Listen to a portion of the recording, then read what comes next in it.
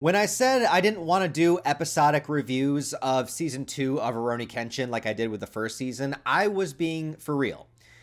But I got a lot of great reception from you guys when I talked about the premiere episode. A lot of comments saying that they wanted me to keep reviewing every episode.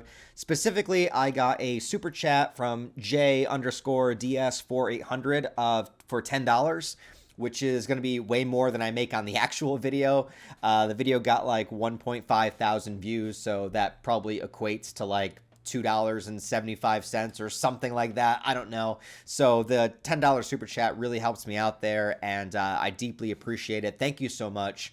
But not just that. The entire comment section was being really nice about saying that they want episodic reviews, and who am I to deny the people what they want? So very well. Here's another Kenshin review for you guys. Season 2, Episode 2, we're going to talk about Aoshi Shinomori. So I think one of the best characters in this entire series is Aoshi Shinomori. And here, now that we're entering the Kyoto arc, we're going to get into the real meat of his character. So if you remember from season 1, he was the leader of the Oniwaban group that were basically taking any kind of dirty job that they could find because that's what their skill set was. You know, they're ninjas, they hide in the shadows, they have a particular set of skills that are really only useful for espionage and combat and doing under the table kind of things. And Aoshi is incredibly loyal to everybody that follows him and everybody that he's trained. He wants them to live the best kind of lives that they can. And so it wasn't so much that the Oniwaban group themselves were evil. It's just that they were like hired guns. They were, you know, taking on whatever kind of job that they could possibly do. And this was it. And even during that segment in season 1, once they got to a point where they were going to go up against the Batosai, Aoshi was like, you know, screw you, Kanryu. I'm not going to do what you tell me anymore. I'm more interested in fighting the Batosai. So, like, they're going to do what they want at the end of the day. You know, you're just lucky enough if you hire them at the time. But unfortunately, during that scenario, Kanryu took out the Gatling gun and killed all of the Oniwaban besides Aoshi himself, who was left for dead. And he managed to sever all their heads to take them away. And it looks like during this time, he was able to go up into the mountains. He made graves for each of the members of the Oniwaban that died. He buried them all, and he's been training for a while, upgrading his weapons from one kodachi to using 2 of them at the same time, even hiding it in a sheath that looks like a long sword. So it's kind of like the great bait and switch that you think he's going to have this long sword, and he actually pulls out a shorter sword from both ends of the sheath. So little covert, you know, kind of ninja, you know, going in with the theme of the Oniwaban group there. And this was stated when we last saw him, and it's kind of implied here too, is that what he wants to do is to give the Oniwaban the reputation for being the best there ever was, to kind of bring honor to his dead comrades. And he feels the best way to do that is to take down the Batosai, right? So he goes back to try to fight Kenshin, just so happens to be at the worst possible time because Kenshin has now left for Kyoto to try to stop Shishio from taking over Japan. So, you know, Aoshi gets there, and there's this great interaction with him and Megumi, which I really like because she was the one that was captured before in season 1. And what I really love is when Saito shows up, because these two characters don't always get a lot of time to interact throughout the story, and they're both incredibly powerful and incredibly kind of more stoic characters. I mean, I'd say Aoshi more so, like he's very, very reserved. Like Saito will at least like talk and communicate. You know, he's very shady. He's a bit of a dick whenever he speaks, but you know, he doesn't have a problem, you know, piping up and saying something when he needs to, right? And I think you can look at this situation in a number of different ways because yes, he did start talking in order to save Megumi's life, sure, but he also did it because he knows if Aoshi went in that direction, he's a great swordsman, they might be able to utilize him along the way. You know what I mean? So the thing with Saito is like, every time he's doing something good, there's still like a little bit of manipulation kind of underneath the surface, right? It's like, yeah, I did it to save your life, Megumi, but then it's also like, well, if I send Aoshi to Kyoto, then that throws more wrenches in Shishio's plan. This could actually be good for me. So, you know, it's kind of that little bit of manipulation there. But I always wonder, like, who would win in a fight between these two characters because they're both, like, so skilled in different ways. Just a little fun thought experiment I've always had. Now, one thing this new version of the anime does that differs from the 90s version is when Aoshi gets back to the gravesite and Shishio sent those peons, you know, to kind of test Aoshi's skill without actually telling them. That's how Shishio operates too. You know, he's very manipulative. Like, he's like, oh yeah, go as my ambassador to bring Aoshi towards me, when really he knows Aoshi's going to kill them.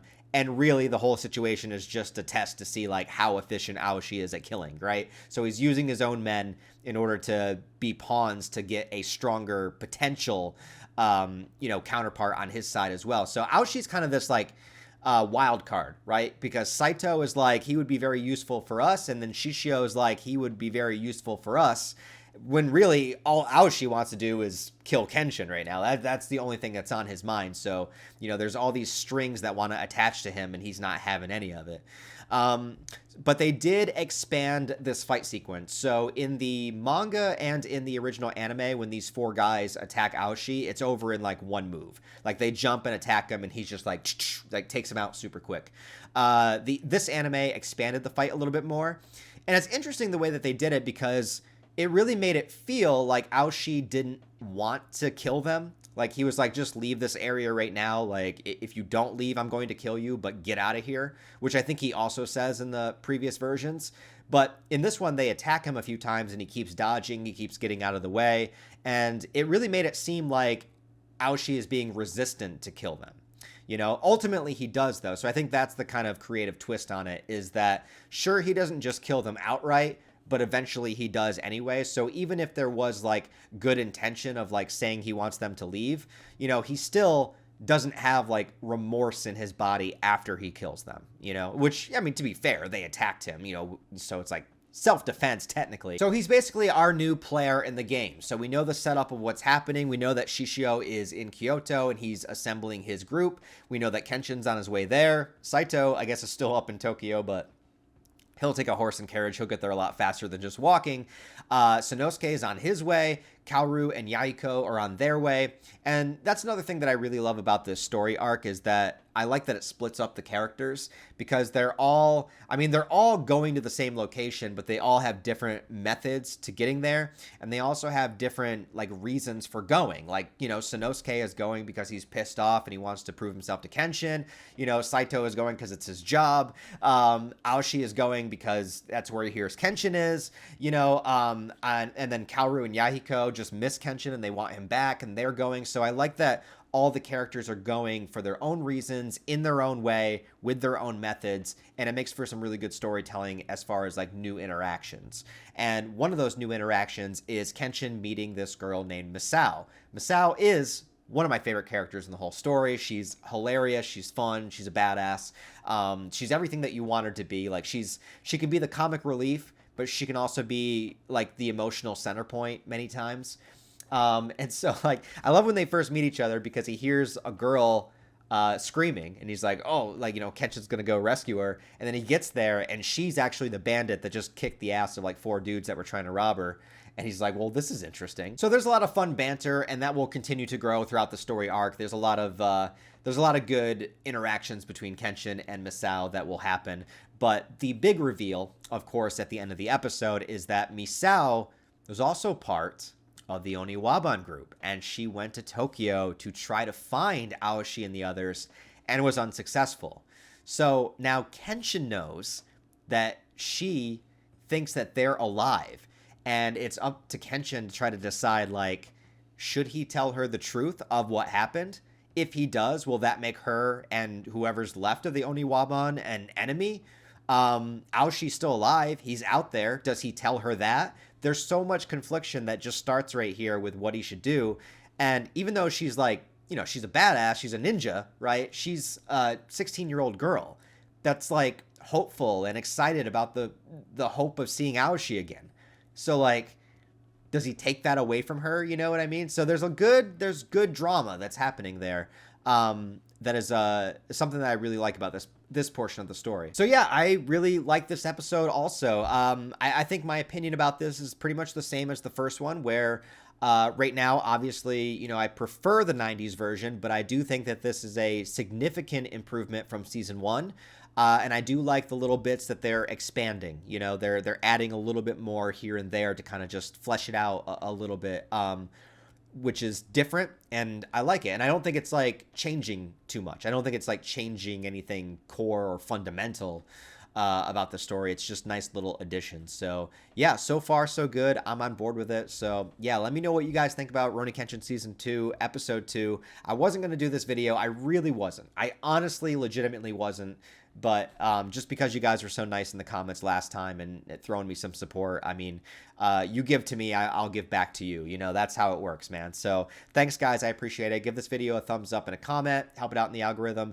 If you want support on a deeper level, I have Patreon, channel memberships, and all the social media links where you can follow me down below.